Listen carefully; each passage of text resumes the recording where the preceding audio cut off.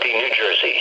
The National Weather Service in Mount Holly, New Jersey has issued a flood warning for small streams in central Somerset County in northern New Jersey until 1:45 a.m. At 9:42 p.m. the North Branch of the Raritan River was approaching flood stage at South Branch. Minor flooding is forecast along this river for a time tonight before it recedes during the early morning hours on Friday. A flood warning means that flooding is imminent or has been reported. Stream rises will be slow, and flash flooding is not expected. However, all interested parties should take necessary precautions immediately.